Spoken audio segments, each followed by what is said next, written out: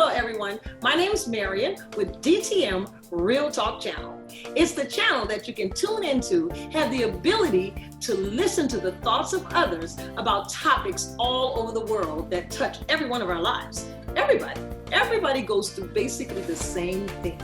There is nothing new under the sun. So if you're going through, someone else has already been there. Maybe you can find hope. Maybe it's a pathway that can set you on the right road just by tuning in. So DTM Real Talk, just keeping it real. And if you like it, like us at the bottom, subscribe, and let us know just how we helped you. Just keeping it real. Nothing but love.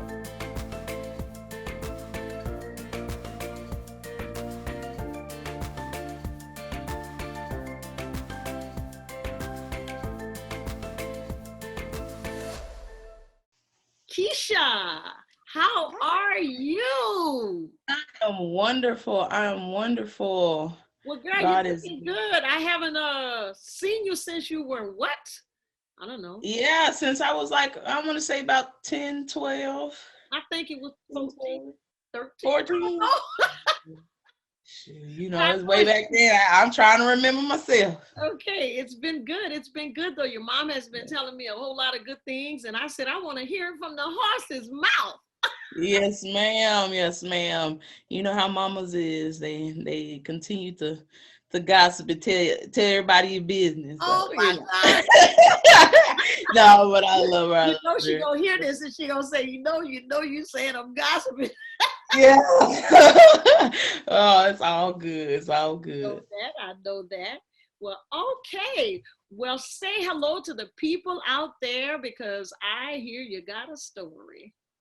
Yes, ma'am. I believe we all have a story. We all have a testimony.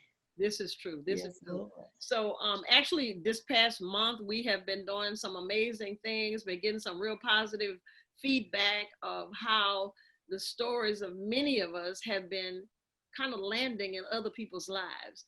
And so I'm excited about that. And the reason I am is because that's what the channel's designed to do, to maybe give some hope to somebody else, or let them see that it's never too late to become whatever it is the potential that God has given you to become. It's never too late. But the main thing is to be able to use your pain as salve to heal others. And so that's what we're here to do today. And so I just want to ask you to tell us a little bit about your childhood. First of all, where are you right now? I'm currently in West Memphis, Arkansas. Yes, ma'am. Arkansas. I thought you was going to say about 2 years ago. Okay. And you've been there 2 years. So what are you doing now, Key? Right now, I'm currently working at Carvana, but as you know, I'm an entrepreneur, jack of all trades. So I got other things on the side that I'm doing as well. So I know this. Last time I talked to you, you were doing art. Is that correct? Yes. I've always been the one to keep my hand in art, doing graphic design. Right. I love doing logos and branding people's businesses and ideas. I used to be a tattoo artist as well. I kind of hung my guns up on that, but through my walk with Christ, I kind of hung that up. So okay. Well, very good. I know you were very good at it because you were doing shirts and all kinds of stuff your mom used to do. Yes. That's really good. Ma'am. So tell us a little bit about your childhood. My childhood, it had its good and bad. I grew up in a single family home, just me, my mother, and my brother. My father wasn't in my life as I wanted him to be. Right. He walked out of my life around about 3 or 4. He returned back into my life at 15. So growing up without him, was very difficult, being the only girl. It was just me and my mother. I end up, some bad things happen, some good things happen. So, yeah. So let's talk about your childhood around the ages of 4 or 5. I think you had mentioned to me some devastating things had happened. So let's talk about that. Okay. Yeah. Touching on that, I try not to get too emotional about it. Right. At the age of 5, 4 to 5, I was sexually molested by a close friend, family, or a friend of the family. Okay. And, you know, when that happens to you as a young child, you don't necessarily know what's going on. You're very confused. So in it, I was confused, but I knew it didn't feel right. I know something wasn't right about it. He came into my room when I was little. My mom was out working, and it was just me, my brother, and a couple of family members that was there. Hmm. And he happened to sneak up to my room, and when he came into my room, I was supposed to be asleep, but I wasn't, and I Right. tried to play sleep because I'm thinking it's mama coming through the door. Right. Right. And, he came into my room. He started touching me um, in ways that I didn't want him to touch me. In doing that, I wanted to scream, wanted to fight, but, he was a teenage boy, very strong. He I kind of just went into a shock about Yeah. it, Right. body went into shock. So he tried to penetrate me, but he didn't. Just because I was like, when he did, I just said I was going to tell my mom. And he said, if you tell your mom, then, I will hurt you, I'll hurt her, and I'll Wow. sleep with you. Yeah, sneak it to the bed at night and all that. So, Yeah. he threatened me, my family, and my mom's all I had. So and him threatening me with that, and me being 5, I just didn't know. So that happened up until I want to say 9 years old. I Hmm. was sexually molested. Here and there, wasn't everyday thing. It was more like, every other weekend or something like that. But it still happened. Right. I And did still your mom felt ever find violated. out? Did your mom ever find Huh? out? Did your mom ever find out? My mom found out she almost found out when I was younger. I dealt with a lot of yeast infections and stuff with dealing with, the molestation and everything. He wasn't as clean as he should have been, of course, Yeah. but, I dealt with a lot of yeast infections. And one day I went to the doctor, and, the doctor kind of hinted to my mother that somebody may have been touching me or fondling me or something like that. Right. And she kind of, the look in her eyes was very distraught and very scary, Sure. and she was like, if anybody touched you, tell me now. And I almost told her, but she ended up saying, I'll kill him out, and I was just like, oh no, I don't want to lose you too. Right. So it was like, and I was a strong little girl. I was just like, I'm just thinking in my head, like, I can handle it. Like, Hmm. I'll fight him next time, And so, I wanted to tell her, but I didn't tell her. Right. Um, so in that, I kind of held those feelings to myself, and, Yes. those thoughts and stuff. And um, I just started to lash out with fighting. At a young age, I was fighting, and, Right. and I was around boys. I was the only girl. So I just started to think, oh, it's normal. That's what boys do, So, Okay. So and let me ask thinking you that, this, Keisha. Let me ask you this. uh Okay, after that ended, so when that ended, where did you guys go? Um, I guess I'm going to. So you're 9, 10, 11 now. So you're in grade school. mhm. So how did that affect you in school? Did that affect you at all in school? The fact that. In school, Mhm. I moved a lot, after I want to say about like 8 or 9. We started moving a lot. My Mhm. mother lost the home. Well, actually, she sold the home. She was going through some of her personal issues. Sure.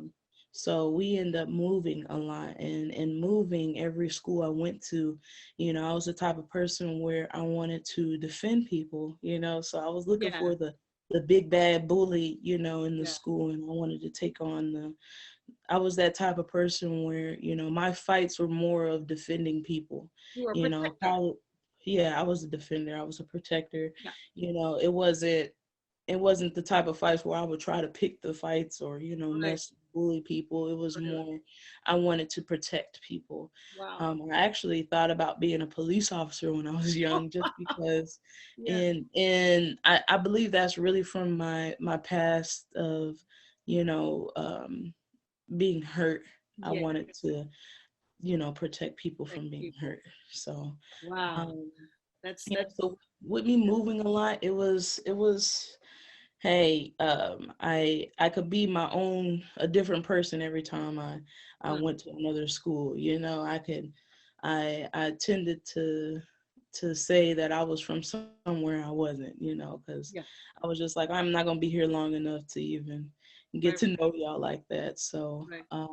I didn't have a lot of friends, didn't grow up, having a lot of family members as well because of some things that happened to my mother in the past. So it was really just really me, my mom, my You and brother. mom. Right. Yeah. So at the age of 9, I got around, 9, 10, I got around the wrong people and I started tapping into marijuana, Uh-huh. smoking and I was built a little bit more differently. I looked like a grown woman at a young age. So, a lot of things I could get on my own. So, like I can go, it's so crazy that I can go into a gas station and buy beer, or I can go into a gas station and, get things I shouldn't have, Uh-huh. So, I had people around me that used me for that, so um, I started smoking weed, hanging around the wrong people, you know, um, and Yeah. yeah, so. Yeah. So you're going into high school now, or were you in high school already? When I first started smoking weed, I was in middle school. Okay. It was really a number, to numb my pain, Yes. to get away. It was to go into a whole nother realm, Yes. smoking weed and stuff. So when I moved into high school, right before I moved into high school, I started playing basketball. Mm-hmm. And basketball was another outlet of mine, and I was playing basketball up into college, Okay. but in playing basketball, that was a considered a man sport, Yeah. so I started hanging around a lot of confused young people, sexually confused. So um, Why would you call them sexually confused? Explain that to the people. sexually confused is more of you're trying to be somebody you're not, you Okay. know, um, sexually confused as in, dealing with homosexuality, Okay. dealing with the same sex, trying things, Okay. um, having threesomes and stuff, just sexually confused, the perversion, the find looking for love in all the wrong places, Okay.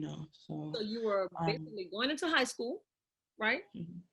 Going to Yeah, I was picked on a lot, even though I looked for the bully to want to fight and everything. I was picked on a lot when it came to my sexuality. okay. They called me, stud. They called me all the things that you could possibly think of. Oh, you're gay. Oh, you're this, you're that. Because I didn't hang out with a lot of girls. Like I What said, I grew up. at that time? Yeah, at that time, I didn't hang out with a lot of girls. I was around mainly my brother, my cousins, Sure. and their friends. So I tend to hang around more boys. So in playing basketball, you know, yeah, they called me gay, they called me lesbo, Okay. stuff like that. So coming into high school, and having that name being called to you since you were in middle school, since you started playing basketball, it tended to be like, okay, let me see what this is, what are they calling me, like, and I looked and I Googled some things, and that's when it tapped into, pornography, and I started looking at pornography then. And it was just really that perverted spirit, I can say, that really entered into my mind and my thoughts, my emotions. And I started to play on those thoughts, of what people were calling me, and started to look at pornography, like, what is this? What is, lesbian? What is gay? And Yeah. then I tapped into masturbation, and I can talk about this now because, seeing what I went through, I know that my life is not my own, Right. so I did do a lot of sexual exploring, as I don't know Understand. how else to No, that's say fine. that, but yeah. So just being real 100, I picked up a lot of masturbation, and I didn't have a sexual encounter with a female up into college, where, because my mother, even though she was a hardworking woman, I grew up in the church and everything like that, she wasn't there as much. So I tended to hang around a lot of the boys, and I Right. walked in on my brother, my cousin, doing things that they probably shouldn't have been doing. So it was just, I knew the word, I knew God for myself, but it's just that still, that confusion, of this happened to me when I was younger, so men won't love me, like, I don't want that type of love, so I started to seek that more from a woman. Okay. Okay. So, Yeah, wow. Thank you so much for sharing that. That was very yeah, bold. That took a lot of courage for you to even share that. So yeah. now we're into college. So let's take the folks there for a minute. And you had your first sexual encounter with someone in college, right? Yes. Before I know we go into college, but before I went to college, I dealt with several young men. So it was more like I was the type of person where I was like, I can't say I don't like something if I don't try it. Okay. So, I tried being with a male, and it didn't work. I felt used, I felt abused, and it took me back to that time where I was being Molested. sexually molested. Yes. Okay. So, and then, dealing with my mother and stuff, all I seen was her and her best friend. Right. So it tended to, rub off on me like I could be myself around a woman. So coming into college, once I first moved out of my mom's house, that's where I was just like, okay, I'm gonna try this. I'm gonna do my own thing. I'm grown now. As they say back then, I was smelling myself. Right. So when I went to college, I ended up being roomed with um, uh, another stud, as you could say. And she was like, if you want to do this, you can do it.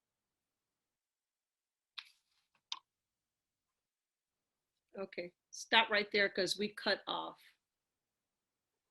Okay.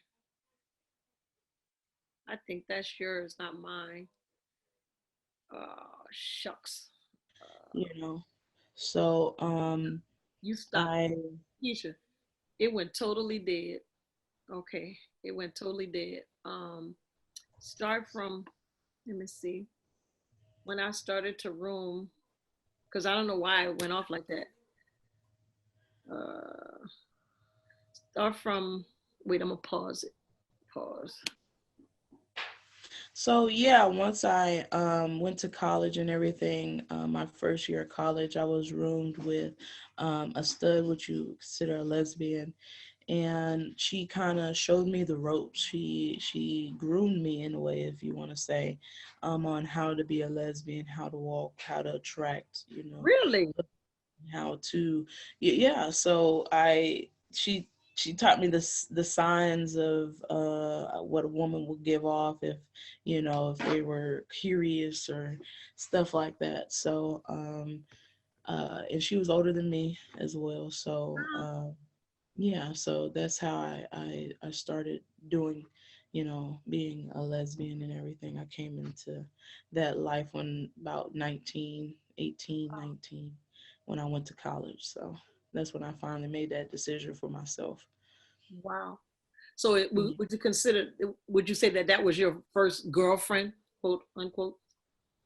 Uh, my first girlfriend was about mid freshman year.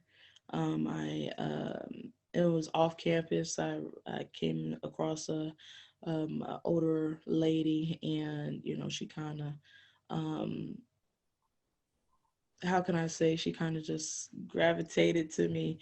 We would smoke, we would chill together. It was a good place to get off campus and go somewhere. Mhm. First year of college, playing basketball and everything. They kind of, it was on campus a lot. So I wanted to get off campus, and I met her at like a store.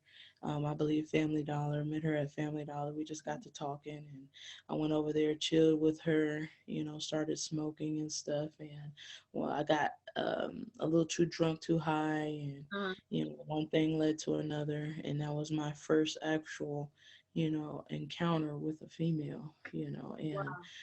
that encounter, I just felt such a rush. I felt like it was so right, but it was so wrong. Right, I right. felt like I'll deal with the consequences later. It became like that, where I was just like, oh, this is what I really want. Like, I finally experienced this for myself. And it was better than dealing with a man. Wow. I pleased her, she pleased me. So Okay. it was it was different. It was uh what they say, everything what you ain't supposed to be doing, but Right. it felt good So doing it. when did your mom find out that you had totally chosen a gay lifestyle? So mama, that freshman year coming home, that first semester coming home from the winter semester and everything, or fall, um when I came home and everything, she just kind of like looked at me different, and she was like, girl, what's up? And and I was just like, that's when I first told my mother that, Uh, mom, I like girls. You knew before. She's like, no, I didn't. And she broke down and started crying. I think that wow. was one of the you know most terrifying things I can ever do, Good. to see my mom that way. And she's like, no, you're not. She never agreed. She Right. never, she was the type of mom where she's like, I know what God told you. Yeah. God told me. So she didn't agree, but she was like, if you want to do this, then you're gonna dress right. Like, you and I gonna look crazy out here, just being in t-shirts and shorts and stuff. So even though she didn't support it, she still loved me through it. Of course. Of course. So did you sense that? How did you sense she really felt, even though you told her and she heard you, Uh, she didn't accept it. So how did it make you feel that she still showed you love? for a second, I felt like she didn't really love me. Teen, still in that young mindset where I felt like she didn't love me, she didn't accept me for who I was, and this is who I am, this is who I want to be. But as time went by, I seen that she still loved me, she still prayed for me, she still kept me lifted and everything. But it was just, I felt her disappointment, Yes. and I never wanted to disappoint my mother. I think that was the first time I really felt like I disappointed her. I felt like our relationship has, turned and ended in a way, because she kind of put me out for a second, but I came back, but she kicked me out for a second. So I felt disappointed. I felt alone. Um, I felt like, I didn't know what God was doing. I didn't know what was going on. Right. And. Okay. So let's talk about. I heard you had a scholarship. What went with that?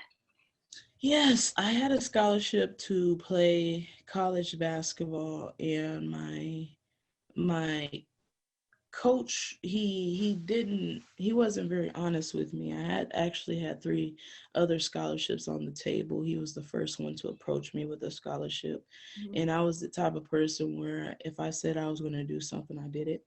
Mhm. So I committed to him early my senior year, and I had 2 other scholarships come to me, and they were better offers, but I was just like, no, he contacted me first, so I'm gonna go with him. He promised a lot of things. He promised that, we were going to get a lot of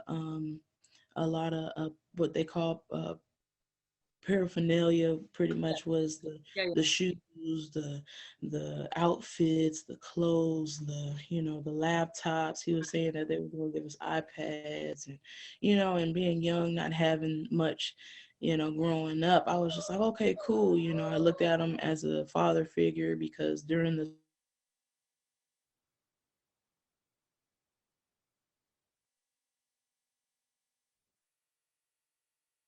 went out again.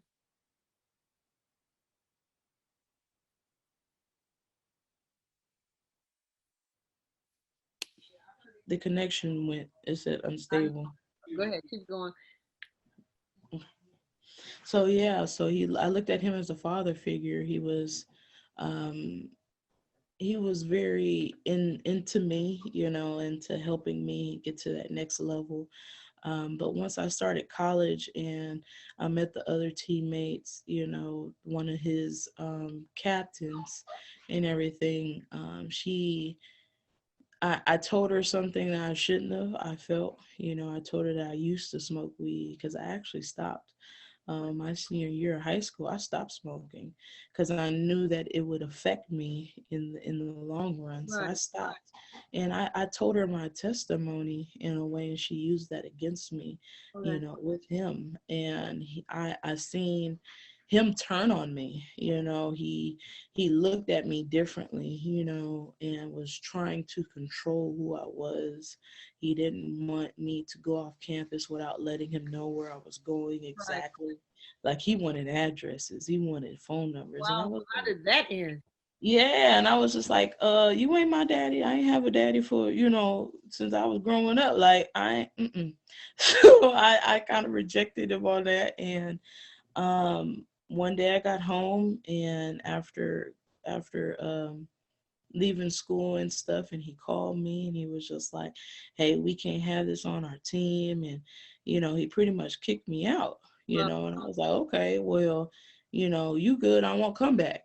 And so I think like a couple of days later, he called me. We were supposed to be meeting up at the school or something. Like, I was still getting the team texts and stuff, and he called me. He was like, why weren't you at practice? And I was like, what do you mean? You told me I was off the team. You pretty much kicked me off. In my eyes, you kicked me off. And he was like, I didn't do that, whoop whoop. And my mom got on the phone, in my defense, and she was just like, hey, you did. And he started talking to my mama crazy. I want you to go from, because you're going into the details of it like you did before. I don't want you to go there. I want you to go to, and he kicked me off the team and I lost my scholarship. That's where we're going to end it. Go ahead. Yeah, so when he called and kicked me off the team, I lost my scholarship. And so Wow. um, yeah, so losing my scholarship, that was very, very hard for me. Wow. Thank you, Keisha. And guys, I want to know what happened after you've lost your scholarship. So Mm. I need you to tune in to Keisha next week, and we're going to see where that takes her. Thanks so much for sharing. Like I said, that was bold. That was incredible for you to be able to even say the things that you said. And hopefully someone else is hearing and would desire to know what happened next. Thanks for watching DTM Real Talk. Be sure to join us for more conversation. And oh yeah, don't forget to hit that like button, share, and subscribe while you're there.